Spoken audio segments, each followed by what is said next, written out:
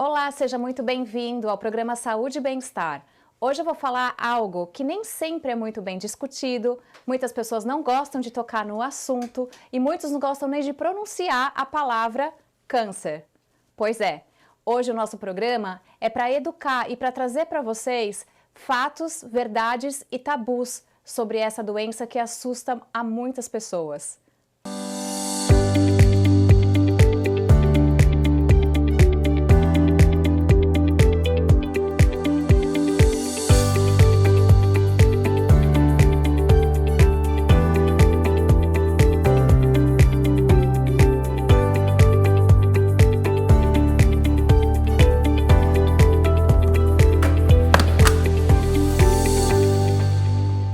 Hoje nós estamos novamente com o Dr. Guilherme Castro, ele que é médico oncologista formado no Brasil, com experiência clínica em Portugal, Inglaterra e Estados Unidos. É isso mesmo, Dr. Guilherme? Seja muito bem-vindo novamente ao nosso programa.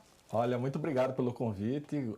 Gostei da primeira vinda aqui ao programa, onde nós falamos sobre câncer de mama.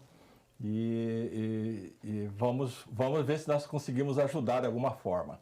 Na verdade, nos Estados Unidos, a minha ligação é com o Fox Chase Cancer Center, que é uma instituição oncológica, um centro oncológico dentro da Temple University, na Filadélfia, onde nós fazemos estudos e trabalhos na área de genética. Essa que é a minha posição. Em Portugal, eu ainda sou médico registrado em Portugal.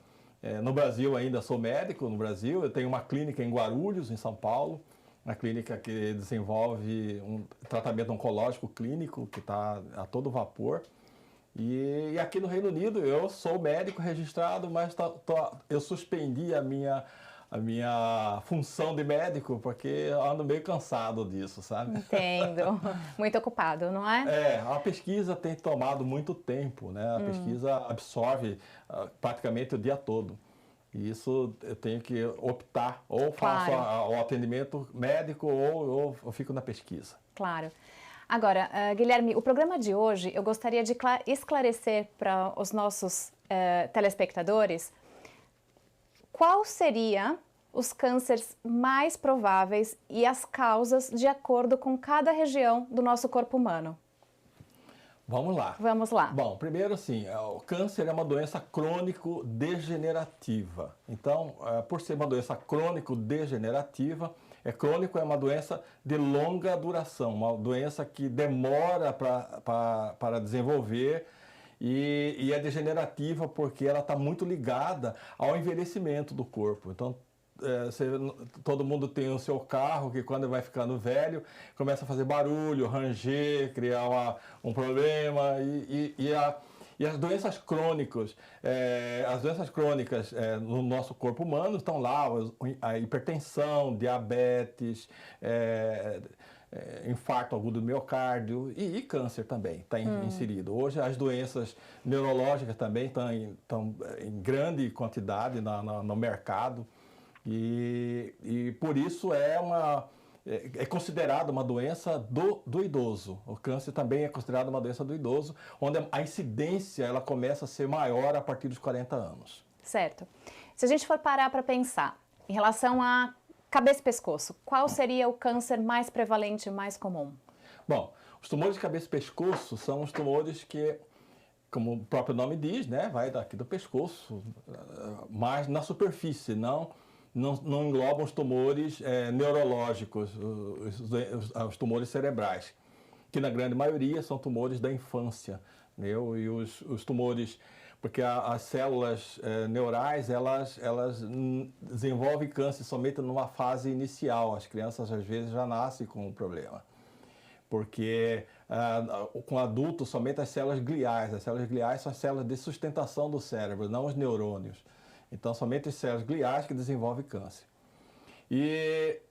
Mas do cabeça e pescoço, os tumores mais frequentes são os tumores de tireoide, do laringe, que é a caixa da voz, os tumores de língua, de base de língua, os tumores especialmente voltados ao uso de cigarro, ao uso da bebida alcoólica. Esses são tumores que estão fortemente vinculados a comportamentos sociais equivocados, errôneos.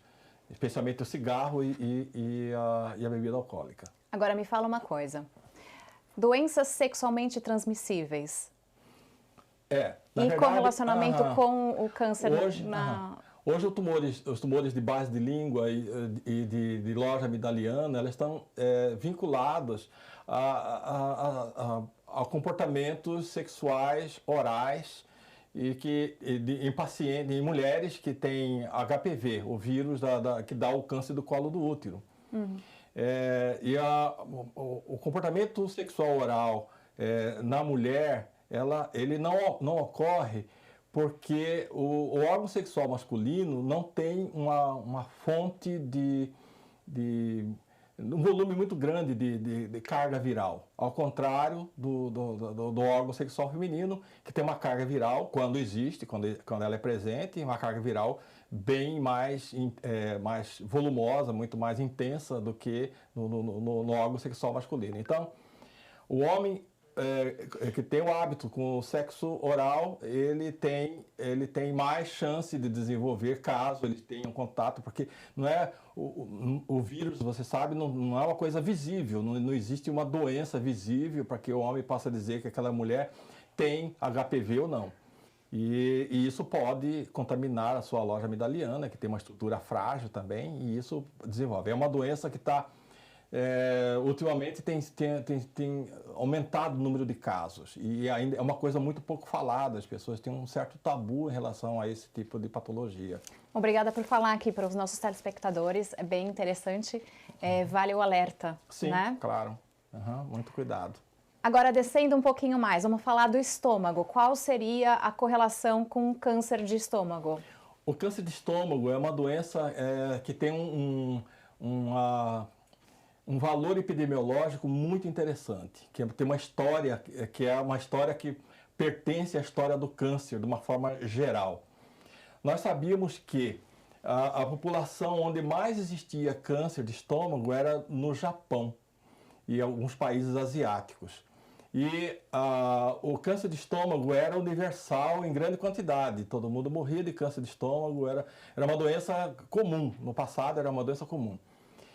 Com a Revolução Industrial, e especialmente depois da década de 50, a doença começou a regredir no mundo todo, começou a desaparecer de uma forma exponencial, e ninguém sabia a razão disso. Somente no Japão e alguns países na Ásia, no extremo asiático, é que a doença continuava ainda em ascensão. Depois teve um colega, um médico, um cientista australiano que suspeitou de que isso poderia ser uma bactéria. E depois ele conseguiu provar. Para ele conseguir provar, porque a ciência não acreditou na primeira prova dele, ele teve que fazer uma sopa de bactérias e tomar e provar que aquilo estava produzindo uma gastrite e que ele poderia desenvolver um câncer de estômago. E hoje nós sabemos que o Helicobacter pylori é uma bactéria e que é presente. Então, depois dessa evidência clara, fizemos uma retrospectiva e por que o tumor reduziu no mundo todo? Com o advento da geladeira, com a refrigeração e a conservação melhor dos alimentos, as doenças bacterianas gástricas reduziram. E no Japão, com o hábito de comer comida crua, o peixe cru, isso ainda mantinha a doença numa fase, em ascensão dentro da população. Então, foi um estudo epidemiológico, uma observação epidemiológica muito interessante e que revolucionou todo o conceito do câncer de uma forma geral. E a ciência começou a pesquisar melhor os agentes causadores de câncer. Hoje nós sabemos, por exemplo, que tem uma percepção de que os alimentos mal cozidos, os alimentos ditos naturais, eles são muito mais agressivos do que aqueles que são demonizados no mercado, mas isso nós falamos isso num conjunto geral depois. Sim. Uma coisa interessante, aqui no Reino Unido, a pesquisa do H. pylori, ele é feita através de um exame de fezes. No Brasil, a gente sabe que a pesquisa do H. pylori é feita durante o exame de endoscopia, né? Você vê alguma diferença nessas duas abordagens? Olha, depende de onde você está sendo feito isso, né? Nós temos, existem algumas vieses da observação de uma análise no exame de fezes. Claro, de uma forma, com o programa público de saúde pública, até tem um valor, porque você consegue ser mais barato Sim, e o custo fazer é com menor. que todo mundo consiga fazer. E abrange Porque um número maior de pessoas. maior de pessoas. A partir do momento que você consiga identificar traços do H. pylori dentro de um exame de fezes, aí você pode passar para uma segunda fase, que é fazer uma endoscopia, e a partir da endoscopia identificar se realmente ali existe algo a mais bactéria. grave. Exatamente. Tá? Muito bem. Descendo um pouquinho mais, saímos do estômago, agora a gente vai chegar no intestino. Sim. Hoje em dia é muito popular, né? Cada vez tem se falado mais, isso é ótimo para trazer a conscientização e a sintomatologia também, né? Então, gostaria que você explicasse. O intestino é dividido em duas partes, né? O intestino delgado, que é o intestino mais fino, que sai logo depois do estômago, tem 7 metros de comprimento, e o intestino grosso, que tem 1,5 metro, mais ou menos. E o processo da digestão, a partir do momento que ele passa do estômago e ele é dissolvido, ele desce e ocorre no intestino delgado, ocorre as trocas dos nutrientes para absorção dos nutrientes, por isso 7 metros. Isso passa, quando chega no intestino grosso, ele já vai preparar para o resíduo. Na verdade, o intestino grosso seria o lixão de todo aquilo que nós comemos, e aí o que vai acontecer no intestino grosso? Vai produzir, vai lavar aquelas fezes, aquele material, aquele bolo fecal, aquele bolo alimentar que chegou no intestino grosso, e aumenta a produção de água para dentro do negócio, acontece algumas últimas absorções. E o intestino grosso, por ter essa dinâmica e como o lixo do final do aparelho digestivo, ele é mais suscetível a agressões. E as agressões mais comuns são os pólipos. Os pólipos que você consegue, que são na verdade umas verrugas, né? E que com o atrito, com fezes, eles promovem escarificação, e aquela escarificação, aquela ranhura dentro dos pólipos, dessas verrugas, que são suscetíveis de malignização. Certo. Tem fatores genéticos associados também, isso são muito importantes, em história familiar de câncer de cólon, entendeu? Que é o tumor. Cólon é o intestino grosso. No intestino delgado quase não existe tumor, não existe câncer intestino delgado, tanto que não existe nenhum programa específico para intestino delgado, mas para intestino grosso sim. Então a história familiar é importante, e os tumores do intestino grosso, eles são a doença mais frequente se você comparar os dois sexos, o masculino e o feminino. Tá? Então, praticamente por conta disso, né? E o tipo de dieta, nós sabemos que nos países da África, onde as pessoas têm uma dieta um pouco mais rica em fibras, isso faz com que diminua a incidência do câncer, porque ao contrário do que nós imaginamos, quando você tem uma dieta rica em fibras, no intestino grosso, quando esse bolo chega no intestino grosso, é onde o intestino grosso joga mais água para lavar aquilo mais rápido. Ele atrai a água, entendeu? É uma questão de osmose, joga mais água para eliminar mais rápido, e o bolo fecal sai mais facilmente. Agora, Guilherme, para a gente passar as informações, a primeira sintomatologia de um câncer no cólon seria a alteração das fezes e também o sangramento nas fezes, não é mesmo? Isso. Mas aí que tá. Na verdade, quando você começa a ter alteração no modelo de fezes, que normalmente as fezes elas têm que ser compridas, né, num formato normal, e quando começa a sair fracionada, você já começa a pensar que tem alguma coisa. Claro, isso já sinaliza para uma doença já avançada. O ideal seria você, depois de 50 anos, com histórico familiar, isso em qualquer país, inclusive aqui no Reino Unido, com histórico familiar de câncer de cólon, já é indicado fazer uma colonoscopia.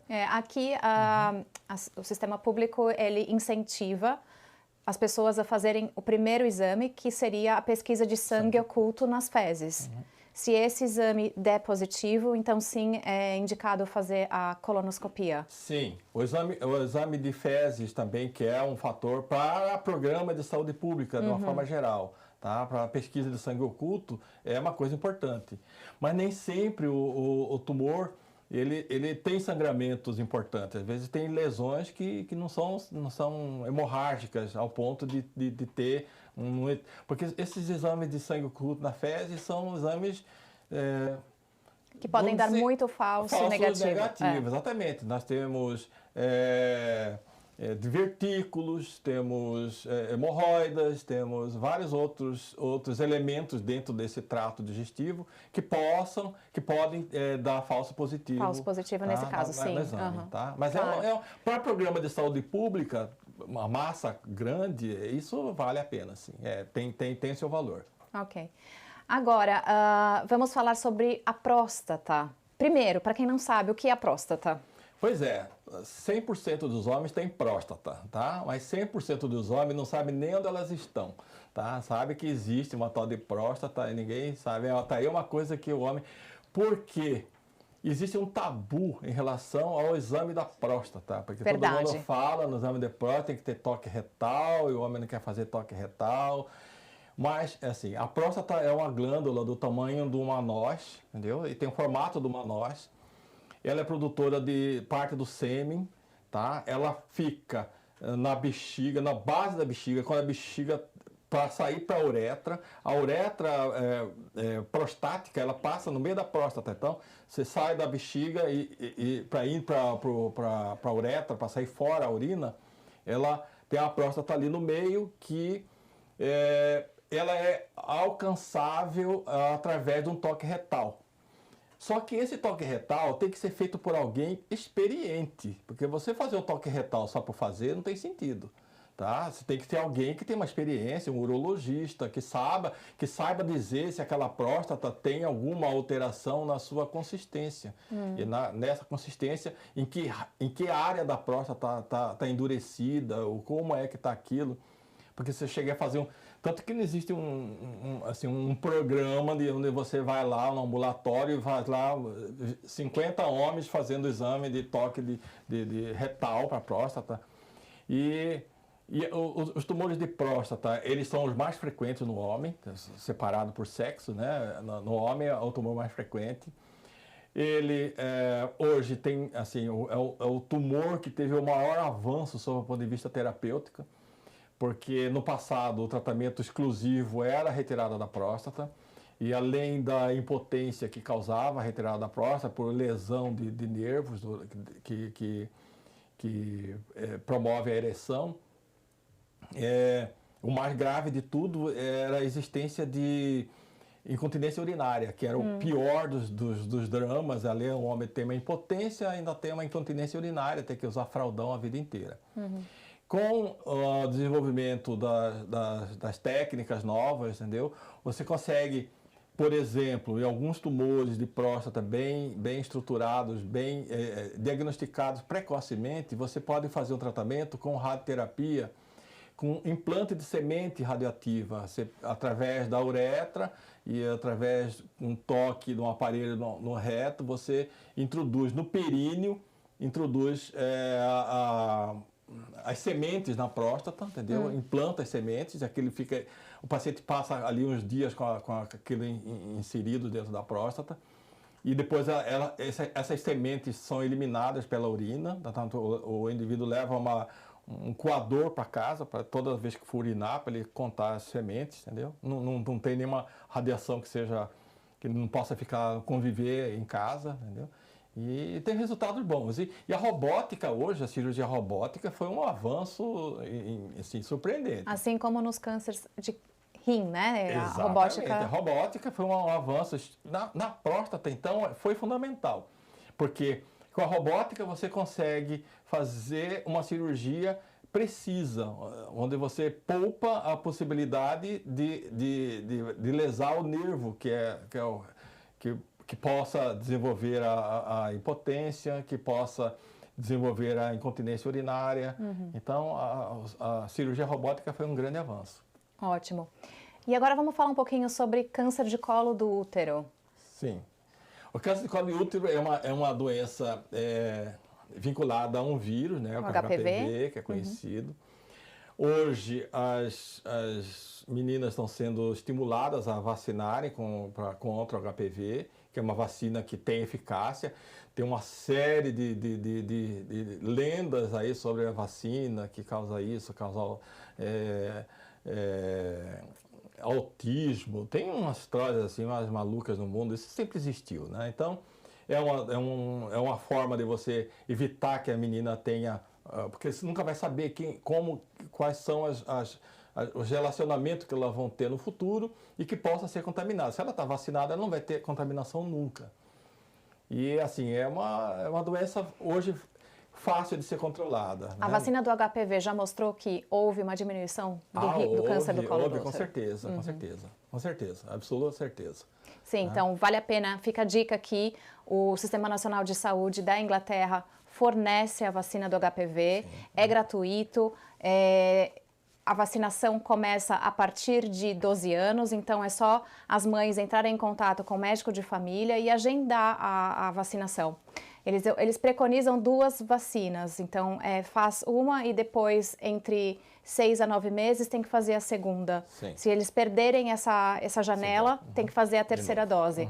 Então não esqueçam de vacinar suas filhas. E os filhos também. E os filhos também. Porque não se esqueça que os tumores de loja amigdaliana, se o indivíduo tiver o hábito de sexo oral, ele está vacinado, nunca vai ter tumores de base de língua.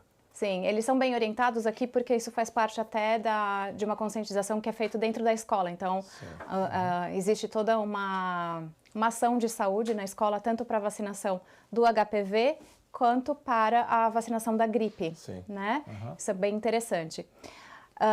Vamos falar agora sobre como a gente deve evitar esses cânceres. O que a gente pode fazer para nos proteger? Primeira coisa, câncer só acontece em quem está vivo. Estando vivo já é um risco. Nós sabemos que dentro da célula existe, vamos imaginar um ovo, entendeu? Você quebra um ovo num prato, aí você tem a gema, a clara, que é o citoplasma da célula, e tem a gema, que é o núcleo da célula, tá? Vamos imaginar isso. Então, no citoplasma, há milhões de anos, no começo do desenvolvimento dos seres vivos, houve uma simbiose. Então, uma célula precisava de energia e uma bactéria precisava de alguém que fornecesse proteína para poder sobreviver. Fizeram essa simbiose, essa parceria, e criou-se a tal de mitocôndria. Então, de todas as células no nosso corpo, existe uma mitocôndria. Tem a célula, tem o núcleo, tem uma mitocôndria. E a mitocôndria é a bateria do nosso corpo. É o que nos dá energia. Ela produz energia. Então, ela produz energia e elimina essa energia. Toda a produção de energia vem acompanhada de quê? De lixo. Então, que são tal dos elementos que são os radicais livres. Então, são os elementos oxidantes. Então, como essa energia ela usa em grande quantidade o oxigênio, qual é o elemento mais agressivo ao corpo humano na produção desse lixo de energia? O oxigênio. Então, só tem câncer quem tem oxigênio, esteja respirando e esteja vivo. Então, se nós formos pensar qual que é o elemento mais grave para o nosso corpo para desenvolver câncer, é o oxigênio. Mas não podemos viver sem ele. Outro é a energia dos açúcares, né? Os açúcares. Claro, depois de uma certa idade, nós necessitamos de uma menor produção de energia. Por isso nós enrugamos, por isso nós perdemos cabelo, porque as energias, nós não precisamos de tanta energia, nós ficamos mais Nosso metabolismo é mais baixo. Mais baixo.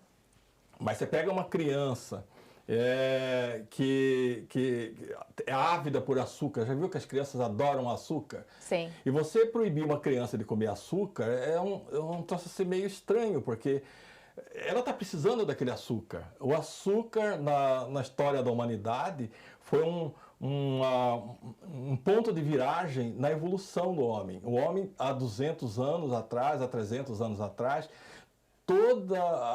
se for pensar desde a história registrada, né, há 5.000 anos, quando o homem começou a registrar a história, até hoje, os últimos 200 anos foram de maior evolução. Tudo aconteceu nesses últimos 200 anos. E o açúcar era uma coisa tão valiosa que a Holanda criou uma companhia das Índias Ocidentais para poder comprar açúcar. Houve invasão lá em Pernambuco, por causa das Índias, porque o açúcar era um troço extremamente valioso. Mais valioso que o ouro. Chegou ao ponto que na Espanha, você vai àqueles museus espanhóis lá, tem roupas com fios de ouro, vestido das rainhas, porque o ouro valia mais nada, estava fazendo roupa com ele, entendeu? E o açúcar que era o mais importante, porque o açúcar até então era tirado da beterraba.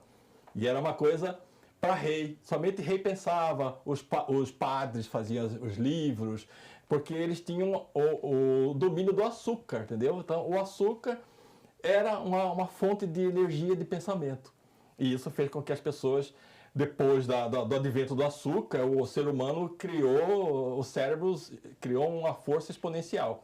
Claro, depois de uma certa idade, 40 anos, você começa a ter cuidado com o açúcar e começa a reduzir o consumo. Mas na fase inicial, é uma coisa válida e tem que ser. Claro, tudo que é com moderação é válido, não é? Tudo com moderação. Nada que você tomar muito café, comer muito açúcar, você comer muita gordura. Mas... Senão aí vai começar uma segunda complicação, diabetes, por exemplo. Exatamente. Mesmo para criança. Se uma criança claro. Fica obesa de tanto comer açúcar, não precisa isso. Mas proibir a criança totalmente de comer açúcar, isso não existe. Isso é um troço meio estranho. Okay. Muito bem. Em relação a cigarro, a gente sabe que também contribui para esse fator oxidativo, né, das células. O álcool também, né? Carboidratos. Hoje em dia o carboidrato é o vilão. Pois é. Há poucos anos atrás, sei lá, 20, 30 anos atrás, um grande vilão no mercado chamava-se ovo. E, no entanto, hoje o ovo é a maravilha do mundo. Então, essas coisas mudam. Claro, o carboidrato é porque é o açúcar. Depois o produto final é o açúcar. Por isso é vilão. Então, você comer uma macarronada, depois tomar um sorvete, entendeu? Você está exagerando no açúcar. Tá? Tomar 1 litro de refrigerante, você está exagerando no açúcar, entendeu? Sim. Não, mas não vai proibir. E o álcool também, você tomar um vinho, tomar uma coisa no final de semana, exponencialmente, mas você usar isso como modo de vida, você beber, cair ao chão de tanto beber todos os dias, você destrói a sua vida, né? Claro, com certeza. Com certeza. Okay. Nós vamos agora para um comercial e a gente já volta. Tá ok. Olha, nós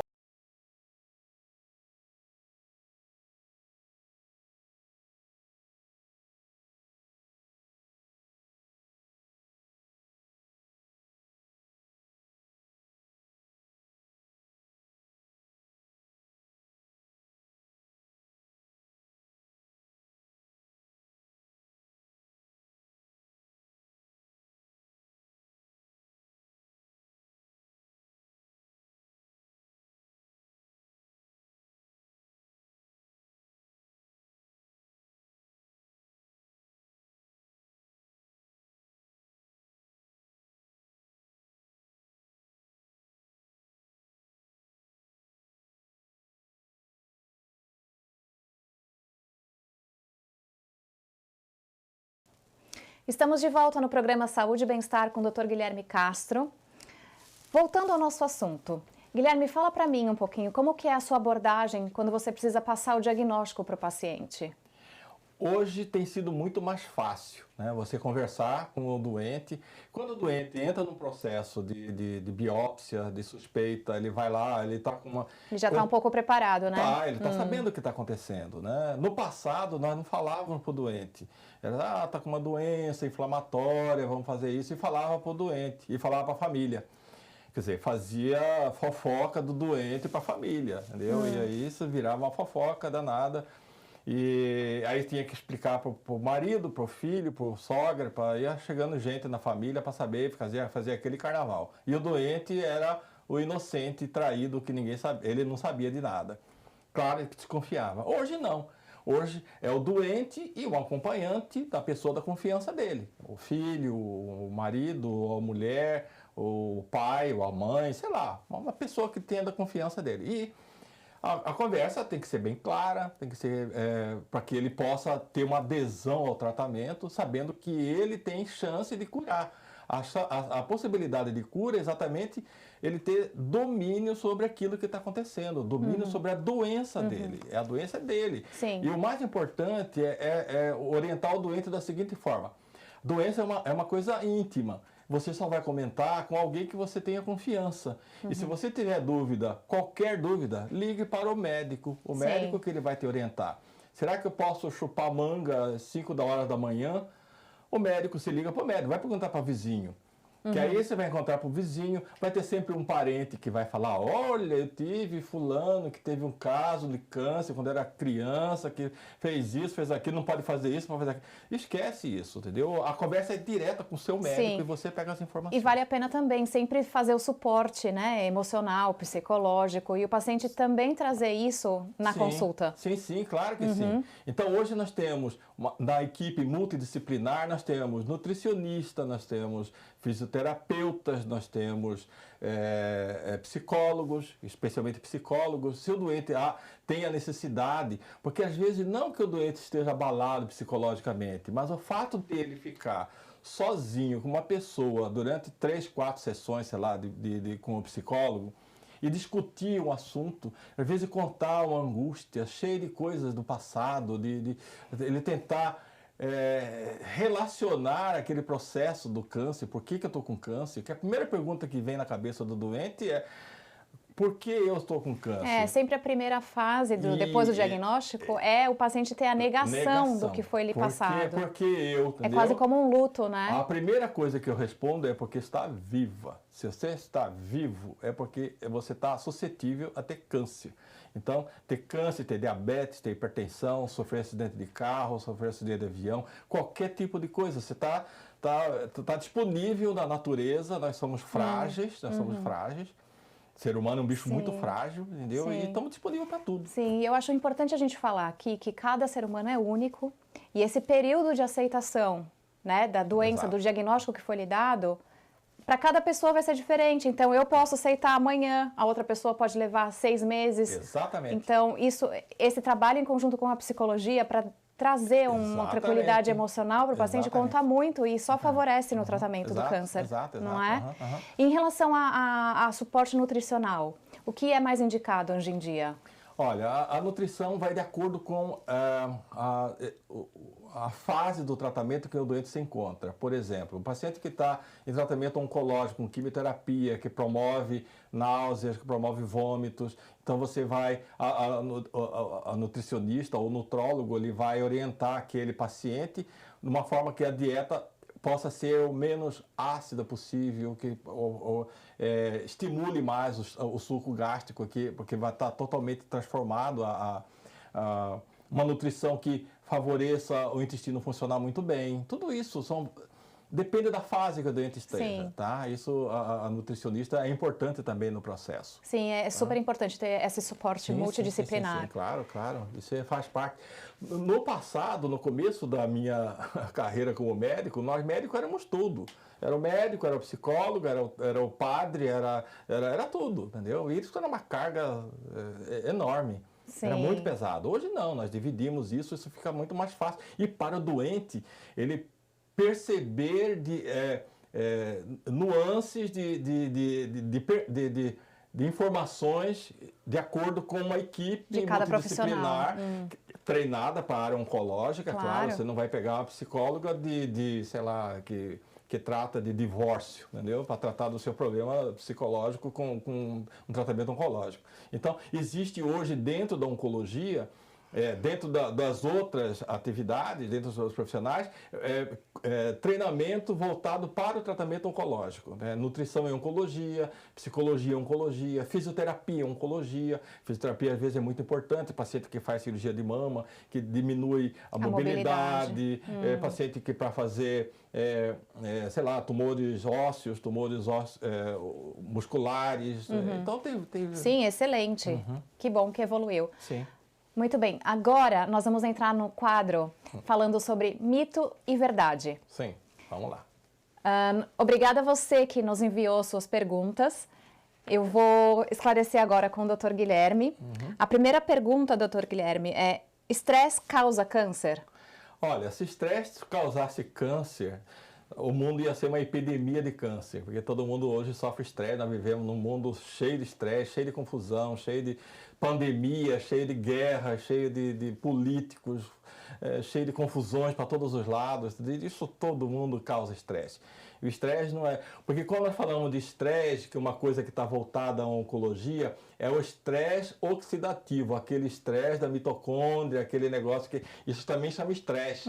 Isso também chama estresse. Então, é essa oxidação, isso que causa estresse. Inclusive, no trabalho que nós desenvolvemos junto com essas índias, nós identificamos que essas índias... Porque toda mitocôndria, ela tem um gene, você sabe que tem os genes dentro do núcleo, que os nossos genes, e tem os genes das mitocôndrias. Tanto que para você fazer as mitocôndrias, nós herdamos somente das mães. Os pais não nos transmitem mitocôndria, porque a mitocôndria da mãe está no óvulo, tá? E a mitocôndria do pai está no espermatozoide, no rabo do espermatozoide, entendeu? Então, ele que dá energia para o espermatozoide rodar o rabinho dele. E quando o espermatozoide entra dentro do óvulo, o rabo fica para fora. E a mitocôndria só sabemos da mãe. Ok, muito interessante. E aí, interessante. esse estresse oxidativo, e essas índias, nós descobrimos que elas têm, toda a mitocôndria tem uma forma de um gene de limpeza. Ela produz energia e ao mesmo tempo limpa. Ela tem a sua própria faxineira. Tá? E nas índias, elas têm um gene super expresso, o mesmo gene que todos nós temos, nas mitocôndrias, elas têm um gene super expresso, quer dizer, tem uma super faxineira. Então, quando ele produz energia, aquela mitocôndria já faz uma super faxina, pule direitinho, e não elimina aqueles radicais livres para dentro do núcleo, que vai agredir, que vai promover as mutações e as alterações oncológicas. Então, o estresse... A depressão, falar, ele ficou em depressão. Todo mundo tem depressão, tem graus variáveis de depressão. Você tem um toque, é um grau de depressão. Você, sei lá, você tem...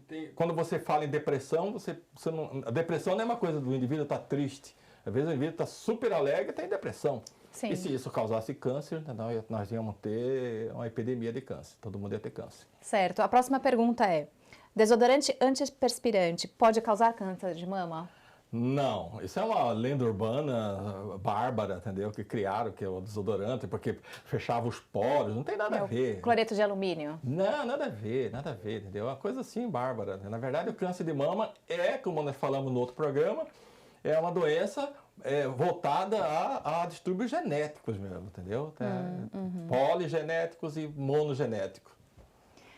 Celular e antenas 5G causam câncer? Claro que não. Se fosse isso também, nós tínhamos câncer para tudo quanto é lado, entendeu? Isso daí são lendas urbanas que são boas de serem discutidas e às vezes as pessoas têm essa dúvida, entendeu? Com esse processo. Câncer é transmissível?